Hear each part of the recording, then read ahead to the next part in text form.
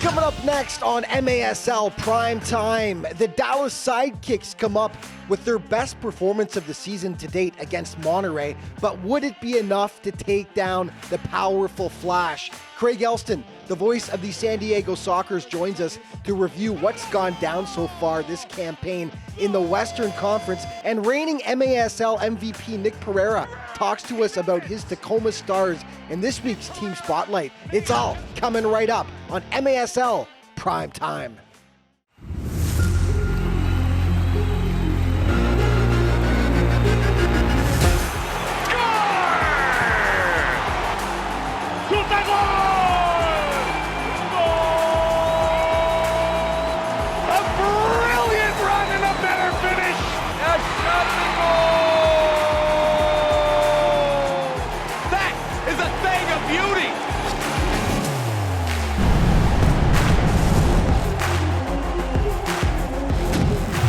This is MASL Primetime. Welcome back, everyone. I'm Alex Bastiavansky, and better late than never, the Ontario Fury finally made their MASL season debut last week. And due to a scheduling quirk, the California squad had to wait until week 4 to get their first game in, which was torture when you consider the Fury will be one of the most closely watched teams in the league this season, featuring former U.S. international Jermaine Jones and massive free agent signing Frank Tayou. So finally, they hit the floor last week for their first contest against bitter rival San Diego. Highlights in this segment are brought to you by Mitre.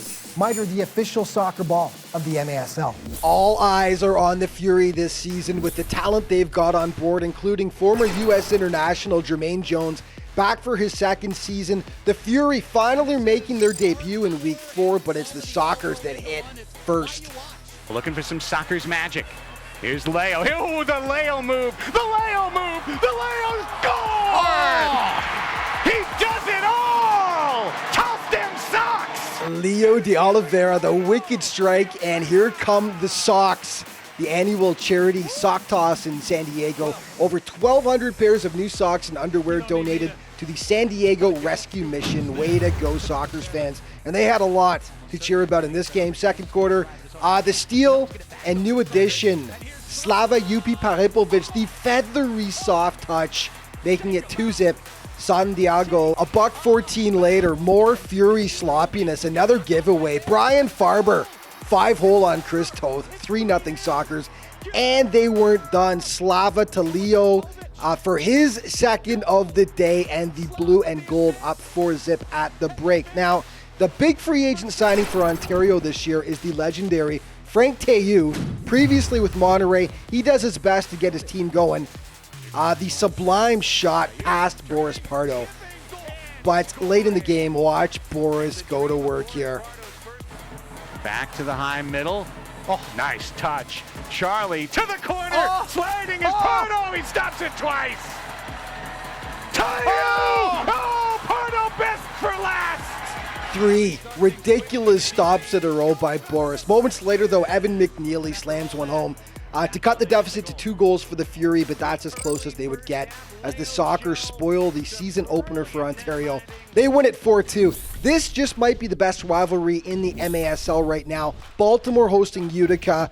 Season series tied at 1 heading into this game. Vinny Dantas gets it going early, 1-zip. Ricardo Dieguez gets back 2 for Utica, though. First the left footer right there, and then Ricardo, the redirection out front off the feed from Nate Bordeaux. Jamie Thomas responds for Baltimore.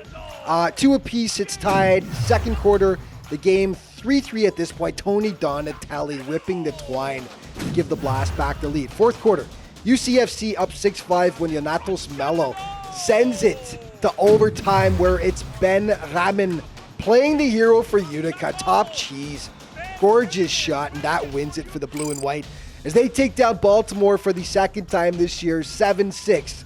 The final. Okay, maybe the most improved team in the MASL this year, Florida, hosting Orlando. No scoring until the second quarter. Victor Pereras slams it home to make it 1-zip. The Seawolves respond. Eduardo Cruz knotting it up at 1 apiece. Back to Pereras, though, as the sniper picks up his second of the contest to give FLA back the advantage. Okay, Ricardo Carvalho has been an absolute stud for Florida since coming over from Harrisburg in the offseason, leading the Tropics in scoring, and he adds to his season tally with the Karate Kid style strike right there. Beautiful. 3-1 Florida at that point. Fourth quarter, Orlando makes a game of it, trailing by one. Richard Sherman knots it up, but it's another Florida newcomer, Gordy Gerson, to the rescue. That would prove to be the game winner as the Tropics pull away in the end and take it by a 6-3 final. Okay, MASL top scorers through 4 weeks of play, and it's Edgar Gonzalez continuing to lead the way with 15, followed by Vinny Dantas, Brian Aguilar, Dom Francis, Ricardo Carvalho of the Tropics, and Christian Segura of UCFC.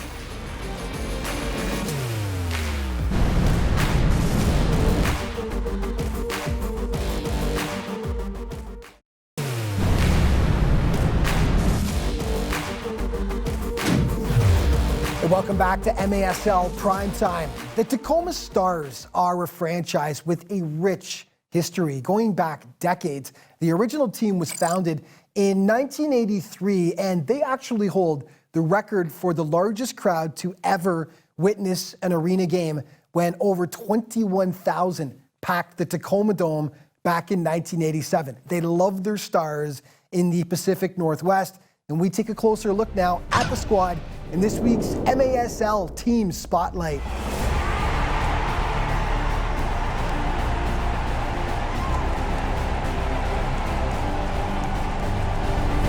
Trying to set up Pereira. Beautiful throw. One-touch shot and goal! Pereira makes it count with a dazzler. A legendary player suiting up for a legendary franchise. Last season, Nick Pereira added the role of player-coach to his resume, leading the Tacoma Stars to a playoff berth before bowing out in the first round to San Diego, while himself picking up the league's Most Valuable Player award in the process. Today, Nick shares his thoughts on the past, present, and future of the club that's proud to call the Pacific Northwest home. Yeah, I mean, last year's team was not too dissimilar from this year's team if you look at the makeup of who we have. I think that obviously we went through a little bit of a curve. There was a change in coaches. Obviously, I took over 3 or 4 games in.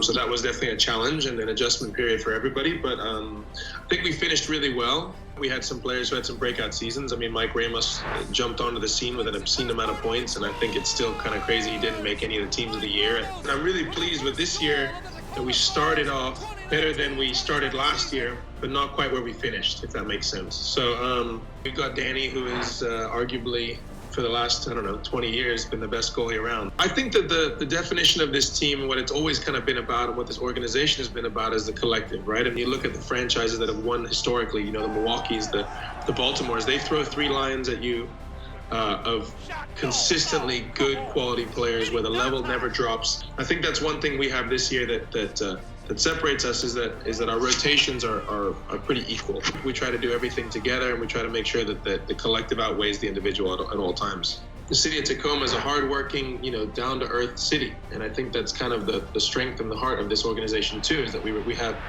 values about respect and about hard work and about ethic. Organizations have souls, and attitude reflects leadership. So when you see a player behave a certain way, I think that reflects not just the coach or the general manager or the owner of the time, but just the history of the organization. So very proud of the team, very proud of the organization, and proud to be a part of it. Okay, Nick and his boys were hosting the Ontario Fury last weekend, and the Stars draw first blood. Ball down low, trickle toward goal and scored! Send in the Bears, and thank you very much, Chase Hansen. At the second annual Teddy Bear Toss, benefiting Toys for Tots, hundreds of bears collected. Great job, Tacoma fans. Once they got back to business, Mécon de Abreu evening things up for the Fury right there. Second quarter of play, Juan Tapete slams it past Danny Waltman to give Ontario its first lead. In the third, though, Tacoma strikes back. It's Mr. MVP, Nick Pereira. Spinorama shot that finds the back of the net to tie it up. Fourth quarter, tied at 3. Michael Ramos, an absolute screamer top shelf. to give the Stars the lead once again. Down 5-4 now. Frank Tayou, 2016 MASL MVP, showing off the elite skills. But then it's Jameel Cox with one of the goals of the year. Cheeky little back heel there. And that would prove to be the game winner as the Stars take it by an 8-5 count. Okay, the Harrisburg Heat have been impressive this season, and they were hosting struggling Rochester. Late in the first quarter, Julian Escobar gives the Heat the lead. The Lancers respond, though. 13 seconds later, Michael Cunningham shelves it to knot it up at one apiece. Second half, Harrisburg leading 4-2 when Ty Hall rips a beauty past Brian Wilkin to make it 5-2. Fourth quarter, last week's player of the week, Dom Francis, taking over. Roof Daddy there, and then he taps in the nice feed from Daniel Villela. Rochester was down 8-2 when Jeremy Ortiz smashes a nice one into the far corner. They'd add one more, but Harrisburg just too much on the day. They double up the Lancers, 8-4. Okay, back to San Diego. The Sockers hosting the Sonora Solas. 9:24 in. Eduardo Velez gets the party started for the blue and gold. And then, it's just Ole. Little dancing with the young fan. Love it. But then, Jose Armenta. Oh, baby. Crushing it past Boris Pardo. That might be the best one-timer we've seen all year so far. 30 seconds later, Enrique Quinez deposits. Sonora up 2-1 after one. Second quarter, look at the sick volley here by Hiram Ruiz. And yeah, have a seat, sir. You deserve it. After that one, 2-2 tie. And then leading 3-2, Brandon Escoto scores, but pays the price going hard to the net. Goes down. He'd be okay, though. That proved to be the winner as San Diego triumphs 6-3.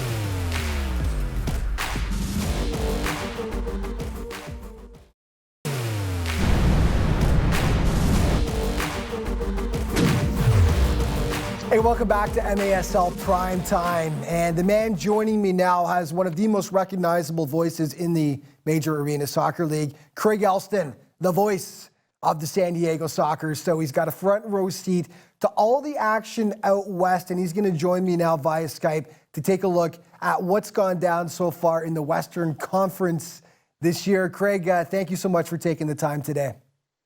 Alex, it's my pleasure. Loving what you're doing with MASL Primetime. Thank you, my friend. And you've got a big old smile on your face, and you're definitely a happy guy this morning. Two big wins for your Sockers over the weekend, one over Ontario, the other one over Sonora. But today, as I mentioned, we're going to talk about the conference in general.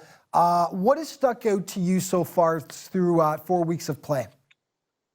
I think the most obvious thing is how strong the start has been for the Monterey Flash, a club that last year knocked right on the door, made it to Milwaukee, upset the Sockers on the road to make it to the Ron Newman Cup final, really played a good first half. It kind of got away from them in the second half, and they dropped the championship game. The Flash have won and have been multiple-time finalists, but this year, head coach Luis Jaime Borrego really has his club firing on all cylinders. A plus 28 goal differential is extremely impressive. And as a result, I think it's fair to say right now, Monterey riding high as the top team in the MASL. Riding high. So I was going to ask you for a comment on a team, but maybe they aren't essentially surprising. Is there one team that has surprised you in the sense that perhaps they've exceeded your expectations up to this point? Oh, well, there's no question about it. It's the Cal Express out of tiny Turlock, a team that not only came to San Diego and beat them here for what we could figure out was the first time ever in 9 years of the two clubs playing one another back or forth. But then they've gone out and they have picked up impressive wins at home as well, and now sit at 3-1, sit at second place in the conference. All the credit in the world should go to Edgar Tabo Martinez, who's taken over as head coach, and the competitive level, the speed, and the excellent technical play of Cal is a real shocker to those of us who've watched the West a long time. Right. Well, on the flip side of that, then, is there a team that you were expecting perhaps a bit more from at this point that hasn't quite lived up to expectations? Well, I think the fans in the Inland Empire are still waiting to see when the Ontario Fury are going to roll out and turn up.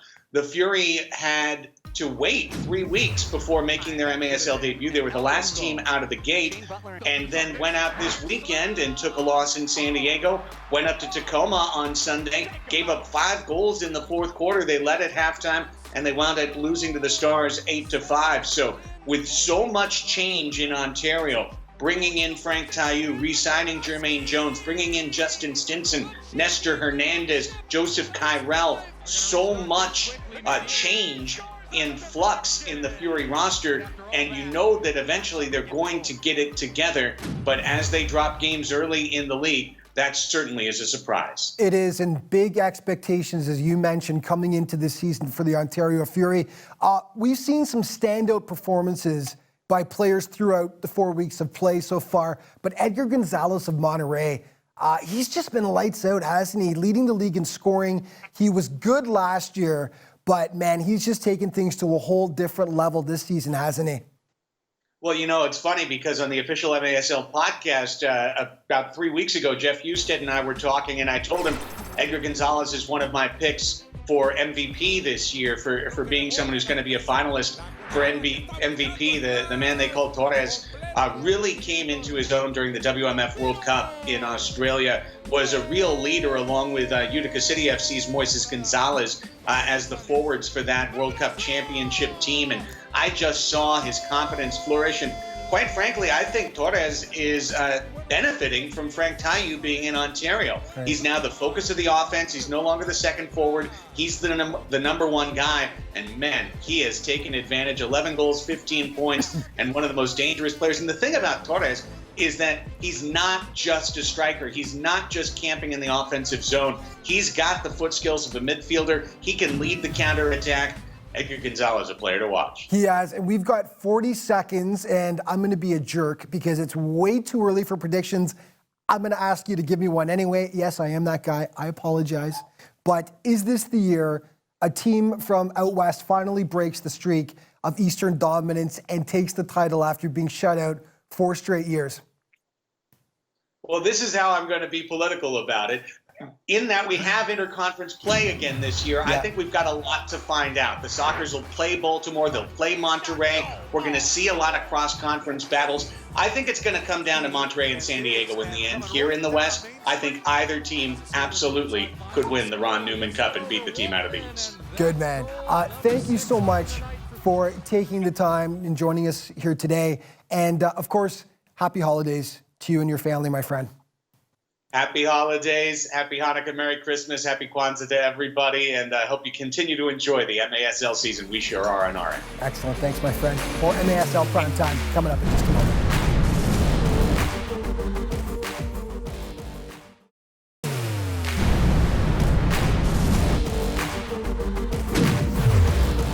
Welcome back to MASL Primetime. Whether you're talking Cardinals, Royals, or previously Rams, Chiefs, the sporting rivalry between St. Louis and Kansas City is fierce. Every time the Ambush and the Comets face off, it's no less intense. 250 miles separate the two cities down the I-70, two proud soccer communities with loyal fan bases. Last weekend, the rivalry resumed once again in St. Louis. Game highlights in this segment are brought to you by Sports Resource Group, proud partner of the MASL, SRG, building walls that bring us together. And the Ambush had yet to notch a win through 3 games heading into this one, so they were a hungry bunch. And look at this beauty to start things off. Tic-tac-toe. Tony Walls converts 1-0 for St. Louis. Some luck from the soccer gods here for KC. Kyle Williams, the shot deflects off a leg and beats keeper Paulo Nascimento. 1-1. Back the other way, Pepe Junqueira, one-time perfection. St. Louis back up 2-1, and then a gorgeous pass by Jonathan Pachard to Kadus Lawal. 3-1 for the Ambush. Tony Walls had a game for St. Louis. Out-chumps the keeper there. And 4-1 for St. Louis. Second quarter, Leo Gibson with one of the goals of the week, a howler past the keeper. You will be seeing that again in the plays of the week. Guarantee it. Second half, KC knots it up. Gibson, impossible to stop when he gets going. So this one was off the OT. Touched Over to JT, the shot, he scores! The Englishman, JT Thomas, wins it in overtime. JT Thomas from Yorkshire, England, strikes the mighty ball from Yorkshire, England, into the back of the net. Yorkshire in the house. From Yorkshire to St. Louis with love. 8-7 ambush, the final. Okay, struggling Dallas. In tough against first place Monterey, but they were actually right in this one. Down 1-0 early, Freddie Mugin tips it home and ties it 1-1. Second quarter, the Flash pouring it on. Brian Aguilar on the doorstep knocks it in. And then Marco Tovar jams it home to make it 3-1 Flash. But hold on for a second. The sidekicks show their moxie. Sublime run by Luis de Andrade, and he rips it bar down to make it 3-2. And then with the score tied, Andrade gives Big D the lead. Could it be? Nah. Monterey taking over in the fourth. Aguilar notches his second of the contest to tie things up. And then Damian Garcia tattoos the offering into the back of the cage to make it 5-4. But again, Dallas responds. Billy O'Dwyer gets the sidekicks even once again. But you can't do this to your keeper and expect to win. One chance, two chance, three chances, one too many. Too much ball watching by the sidekicks, and they pay the price. Hugo Puentes gets into the act as he hammers it past Juan Gamboa, and a little shake and bake after for good measure. Dallas pressing late, trying to close the gap, and Brian Aguilar puts home the easy tally. 4 goals for Brian on this day as he paces Monterey to the 10-6 win over a game but overmatched Dallas squad. Sidekicks looking better though lately. Okay, the naughty list. Let's check it out. Evan McNeely of Ontario scored against San Diego, but also unfortunately got into a disagreement with a fan up close and personal. He got a 1-game suspension. Rafa Alves of Florida, ouch. Sometimes words are just unnecessary. Cleats to the chest there. Red card, he will serve a 1-game suspension for adding some air conditioning to the jersey of Joshua Sandoval. Okay, the team of the week, and it's led by Ricardo Dieguez of Utica City, Brian Aguilar of the Monterey Flash, Ty Hall, Brian Farber, Juan Rojo, and Boris Pardo. And our primetime player brought to you by Sport Turf is Ricardo Dieguez of Utica City FC, who was simply massive in their win against Baltimore. Ricardo had 5 points, including 4 goals in the game, and he also set up the overtime winner by Ben Raman. He is our primetime player of the week. And our plays of the week, number 5, Sonora's Jose Armenta crushing that offering past San Diego's Boris Pardo. Number 4, St. Louis versus KC, JT Thomas, the man from Yorkshire, England, the overtime winner. Number 3, Tacoma's Jameel Cox, cheeky, the little back heel beauty against Ontario. Number 2, Leo Gibson of KC against the ambush. Look at this strike from distance. The screamer past keeper Paulo Nascimento. Unreal. And number 1, San Diego's Boris Pardo with not 1, not 2, but 3 massive stops against the Fury. We couldn't pick just one. So those are our primetime plays of the week. Yeah, and that's going to wrap things up for today. On behalf of everyone here at MASL Primetime, have a happy and safe holiday season. A reminder, MASLsoccer.com is your home base for all things in the Major Arena Soccer League, and there's all kinds of other social media to keep you up to date as well. Thank you so much for watching. We'll see you next week.